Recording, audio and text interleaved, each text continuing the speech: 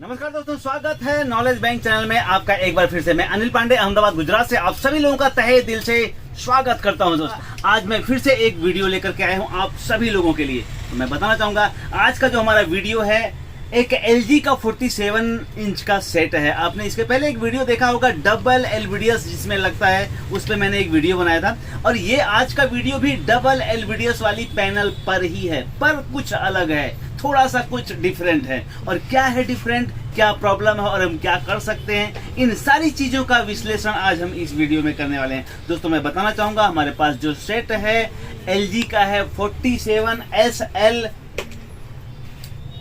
900R, ये उसका model number है, आप देख सकते हैं स्क्रीन पे दिख रहा है। और इसमें प्रॉब्लम यह है कि इसका सप्लाई खराब है, बोर्ड खराब है। हाँ, पैनल इसका ओके है, पर पैनल ओके होने के बावजूद भी प्रॉब्लम्स ये है कि इसमें हम कैसे बोर्ड डालें, क्योंकि डबल LVDS वाला पैनल इसमें लगा हुआ है। और सवाल ये है कि जो इससे पहले वाला वीडियो था डबल LVDS में हम बोर्ड कैसे डालें, वो टिकोन जो हमने इस्तेमाल किया था वो टिकोन इसमें नहीं लगेगा, इसलिए प्रॉब्लम है। और उस प्रॉब्लम के सॉल्यूशन को लेकर के आज का वीडियो आप सभी लोगों के लिए उपस्थित हूं। तो चलिए देखते हैं आज के वीडियो में क्या है। आइए देखें, ये एक सेट है LG 47SL 900R। मैंने इसको पहले से ओपन करके रखा है, आप देख सकते हैं इसके अंदर का जो स्ट्रक्चर है वो आप देखें, ये देखें इसके अंदर का स्ट्रक्चर है। ये पावर सप्लाई बोर्ड है, ये टिकोन बोर्ड है, ये इन्वर्टर बोर्ड है और ये मदरबोर्ड है। अब सवाल ये आता है, इसमें जो पावर सप्लाई बोर्ड है ये बहुत हैवी पावर सप्लाई बोर्ड है, 9 एम्पियर, मतलब 5.2 वोल्ट, 12 वोल्ट और 24 वोल्ट। 24 वोल्ट जो इन्वर्टर के लिए निकाल रहा है ये, वो 9 एम्पियर है। ये जो 24 वोल्ट का सेक्शन है ये 9 एम्पियर लेगा और 24 वोल्ट लेगा, तब इसकी बैक लाइट जलेगी। पर इसमें ये खराब है। अगर ये पावर सप्लाई ओके होता तो हम कोई भी इसमें बोर्ड डाल सकते थे, लेकिन सवाल यहाँ ये है कि इसमें पावर सप्लाई भी खराब है, बोर्ड में भी दिक्कत है और अब हम इसको ठीक करना चाहते हैं। तो हमें इसमें क्या करना होगा कि इसका जो पावर सप्लाई बोर्ड है वो भी खराब है, मदरबोर्ड में भी दिक्कत है, लेकिन सबसे अच्छी बात यह है कि इसकी पैनल ओके है और हमको इसको ठीक करना है। तो बेहतर ये होगा कि हम इसमें सादा बोर्ड न डाल करके एंड्रॉयड बोर्ड डाल दें। एंड्रॉयड बोर्ड अगर डाल देते हैं तो स्मार्ट एंड्रॉयड हो जाएगा। पर एक सवाल ये खड़ा हो रहा है कि एंड्रॉयड बोर्ड तो हम डाल दें, लेकिन ये बैक लाइट इसकी कैसे जलेगी। मैंने इसका लोड चेक किया है, इसका 125 या 150 वोल्ट इसका समथिंग ले रहा है बैक लाइट इन्वर्टर। जो इसका इन्वर्टर आउट कर रहा है 150 वोल्ट आउट कर रहा है, और इसका जो बैक लाइट अंदर लगी है वो 150 वोल्ट ले करके तभी वो जल रही है। मैंने बैक लाइट टेस्टर से इसका लोड चेक कर लिया है। अब सवाल ये आता है कि इतना हैवी इन्वर्टर होना चाहिए इसको जलाने के लिए, क्योंकि इसके इन्वर्टर का तो हम इस्तेमाल कर ही नहीं सकते क्योंकि इसका सप्लाई बोर्ड खराब है। तो चलें देखते हैं कि क्या करना पड़ेगा और कैसे ये ठीक होता है। आप सभी लोग इसको ध्यान से देखें, और हो सकता है कि किसी के पास ये सेट पड़ा हो और ऐसा लगता हो कि नहीं ओके हो सकता, तो डेफिनेटली आप ओके कर सकते हैं और कोई बड़ी बात नहीं है इसमें। तो देखें हम इसमें किस तरह से इसको ठीक करते हैं। हम इसको सबसे पहले इसका सप्लाई बोर्ड हमने डिस्कनेक्ट कर देना है और हमको सारा चीज निकाल लेना है। देखें ये हमने निकाल दिया इसका LVDS, आप देख पा रहे हैं इसमें डबल LVDS लगे हुए हैं। ये देखें FFC बेल्ट के माध्यम से डबल LVDS लगा है। अब चूंकि हमारे जो एंड्रॉयड बोर्ड आते हैं या कोई भी बोर्ड आते हैं उसमें सिंगल LVDS लगता है, तो अब यहाँ डबल LVDS के लिए मैं बताना चाहूँगा, एक जो पहले वीडियो था तो हम क्या करते थे, यहाँ टिकोन बदल देते थे। यहाँ टिकोन बदलने की आवश्यकता नहीं है। यहाँ ये सर्किट देखें, यहाँ आपको इसके साथ में ये सर्किट डालना पड़ेगा, एक एक्स्ट्रा टिकोन बोर्ड डालना पड़ेगा। ये इसी के लिए होता है, इसमें एक छोटा होगा एक बड़ा होगा LVDS सॉकेट, हमने इसको यहाँ लगा दिया।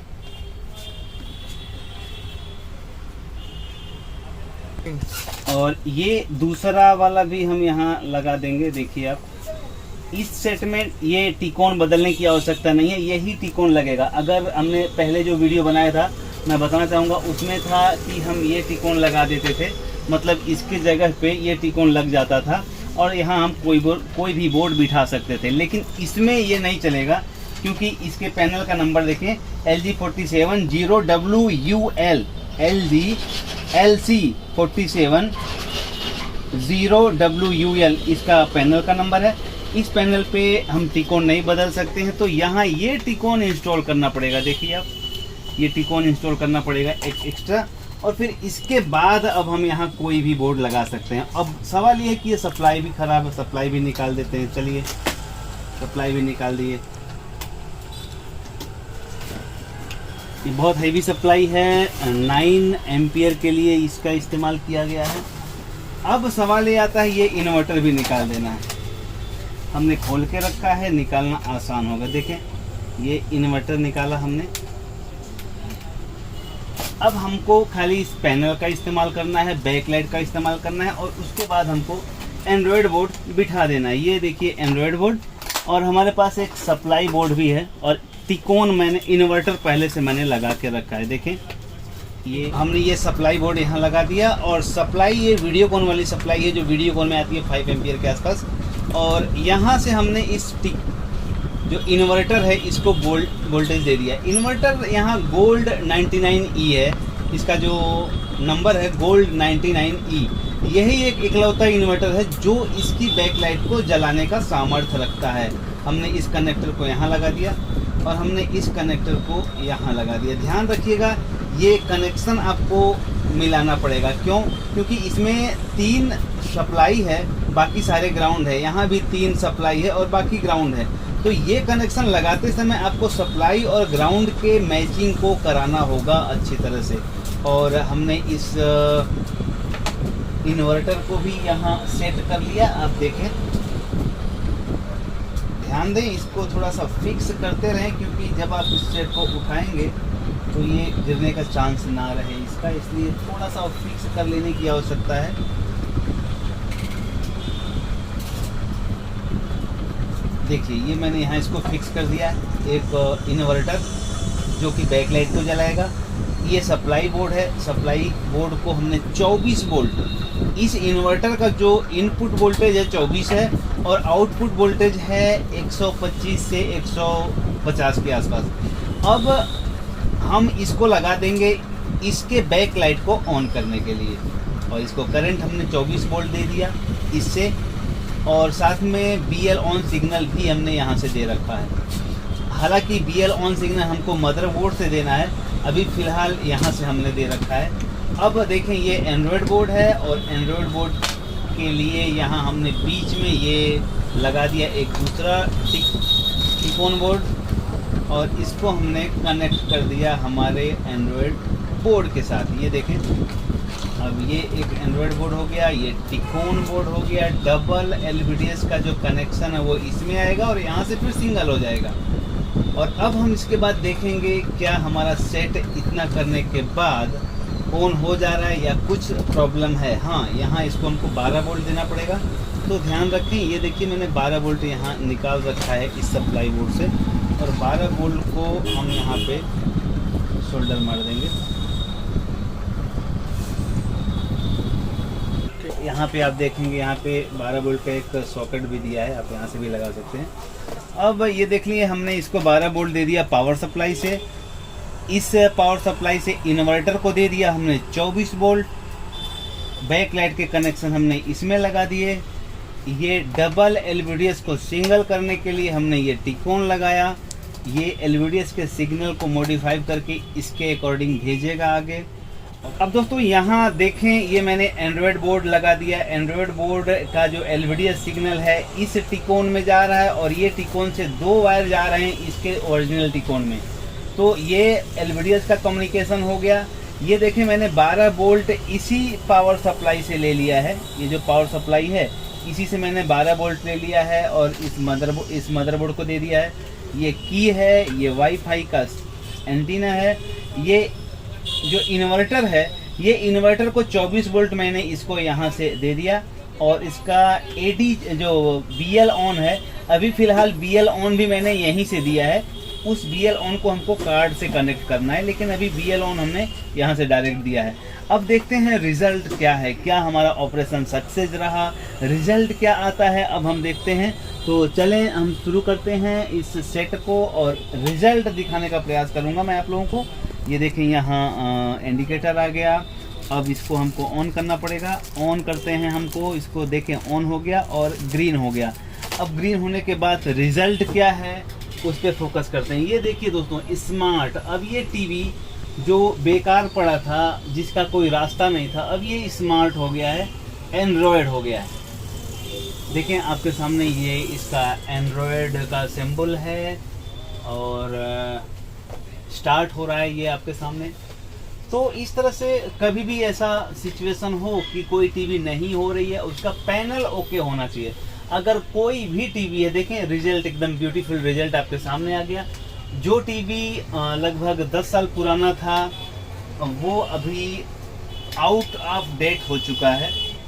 अब दोस्तों सवाल ये है कि जो पहले की टीवियां हैं, जिन्होंने 1.5 लाख में 1 लाख में टीवी लेके रखा है और आज एंड्रॉयड स्मार्ट आ गया, तो वो सारी टीवियां आउट ऑफ डेटेड हो गई हैं, लोग उसे फेंक दे रहे हैं। लेकिन जिन्होंने 1.5 लाख का लिया है और वो टीवी ख़राब नहीं है, उनके लिए भी मन में ये सवाल आता होगा कि मुझे मेरा टीवी एंड्रॉयड करना है, कैसे करें, या ये ख़राब हो तब हम नया लें। तो इसमें फ़िक्र करने की आवश्यकता नहीं है, किसी भी टीवी को आप अपडेट कर सकते हैं, खाली उसका पैनल और बैकलाइट ओके होना चाहिए। देखा आपने यहाँ पैनल और बैकलाइट का हमने इस्तेमाल किया, बाकी सारी चीज़ें एक्सटर्नल लगा करके इस आउट ऑफ डेट टीवी को अपडेट कर दिया। तो ये एक वीडियो था आप सभी लोगों के लिए। इस तरह से किसी भी टीवी को एंड्रॉयड बनाया जा सकता है, किसी भी टीवी को स्मार्ट बनाया जा सकता है। कोई भी टीवी हो उसका बैकलाइट और इन्वर्टर चालू होना चाहिए। अक्सर लोगों के कंफ्यूजन हो जाते हैं कि सर इसमें तो सप्लाई अजीब तरह से है, इन्वर्टर कैसे हम लगाएंगे। तो कोई भी चीज़ें आसान करी जा सकती हैं, सिर्फ आपको उसके मेथड पता होने चाहिए। दोस्तों ये वीडियो था आप सभी लोगों के लिए और आपने देखा कि किस तरह से इस पुरानी टीवी को, जो बहुत साल पहले लगभग 1.5 लाख या 1,30,000 के आसपास लिया गया था और अब उसमें प्रॉब्लम आ गई थी, तो पैनल अगर ओके था तो उसको कंपनी वाले ने इसको रिजेक्ट कर दिया था। कंपनी वाले ने कहा कि अभी इसका कुछ नहीं होगा और ये ख़राब हो गया है। लेकिन अगर आपके पास नॉलेज है, आप हर चीज़ के प्रिंसिपल को समझते हैं, तो किसी भी टीवी को कैसे भी उसे आप ओके कर सकते हैं, कोई भी एलईडी हो। और मैं एक अच्छी बात ये बताऊं, ये कोरिया की टीवी है, मेड इन कोरिया लिखा है इस पे और कोरिया की बिलिंग भी है। तो जाहिर सी बात है पार्ट्स मिलना और भी मुश्किल हो जाता है हमारे इंडिया में, लेकिन हमारे लिए तो वो इम्पोर्टेंट नहीं है। हमारे लिए इम्पोर्टेंट ये है कि बैकलाइट और इन्वर्टर अगर चालू है तो कैसे भी करके हम उसे बना सकते हैं एंड्रॉयड स्मार्ट। बीच में है सतीश स्वामी जी, हम उनसे बात करेंगे जिनकी ये टीवी है और शायद ये कंपनी के पास भी लेकर गए थे, लेकिन उन्होंने क्या जवाब दिया या कितने दिन से ये टीवी पड़ी थी, हम सुनते हैं सतीश स्वामी जी के मुंह से। दोस्तों बेसिकली ये एडवोकेट हैं और इनकी एज 71 ईयर है और हम इनका व्यू सुनते हैं इनके द्वारा। तो सतीश जी आप बताएं, ये जो आपने टीवी हमारे YouTube वीडियो देख करके हमसे आपने कांटेक्ट किया, तो आपके मन में क्या चल रहा था कि क्या ये टीवी ओके हो जाएगी या बस कैसे आपने यहाँ तक आप कैसे पहुँचे? पैसे से मैं ऐसे एडवोकेट हूँ और लास्ट 45 ईयर्स से मैं गुजरात में Ahmedabad district, Ahmedabad city civil और कई और ज़िले में मैं मोटर एक्सीडेंट क्लेम की प्रैक्टिस करता हूँ। लॉकडाउन चल रहा था तो कहीं आने जाने का तो कोई प्रश्न था नहीं। मैं घर में बैठ के अपने LG टीवी पे न्यूज़ देख रहा था। अचानक वो टीवी बंद हो गया, तो मैंने ट्राई किया 2-3 दफ़ा चालू बंद करके, शायद चालू हो जाए, लेकिन नहीं हुआ। ये टीवी मैंने कोरिया से इंपोर्ट किया हुआ था और वो टाइम पे उसकी कीमत 1,08,000 था। तो मैंने सोचा कि चलो LG के इंजीनियर को बुलाया जाए। मैंने कंपनी में रिक्वेस्ट लिखाई, तो दूसरे दिन कंपनी से इंजीनियर को भेजा गया। उन्होंने चेक किया मेरा टीवी और बोले कि मदरबोर्ड फेल है, और उन्होंने बोला कि मैं रिक्वेस्ट डालता हूँ, अगर कंपनी में मिल जाएगा तो आपको रिपेयर करके दूंगा। मैंने पूछा कि क्या कॉस्ट होगी, तो उन लोगों ने बताया कि 7 से 8 हज़ार रुपया आपको रिपेयर चार्ज लगेंगे, और अभी के 1500 रुपया विजिट चार्ज। मैंने बोला ठीक है, आप देखिए कैसे होता है। 15 दिन के बाद वही इंजीनियर का मुझे फ़ोन आया कि ये मदरबोर्ड एक्टिव है, लेकिन कंपनी के पास अभी हाजिर नहीं है। उन लोगों की ऑनलाइन सिस्टम में पूरे इंडिया में देखा तो नहीं मिल रहा था। तो मैं सोच में पड़ गया कि अभी क्या करूं। मैंने फिर से पूछा कि इसके लिए क्या हो सकता है, तो उन्होंने बोला कि आप बाय बैक करके नया एलजी का टीवी ले लीजिए। मैंने शोरूम से पूछा तो उन्होंने बोला कि ये टीवी का बाय बैक में 2000 रुपीज़ मिलेगा। मैं हक्का बक्का रह गया और मैं इरिटेट हो गया कि 1,08,000 का टीवी का सिर्फ 2000 रुपीज़ बाय बैक में।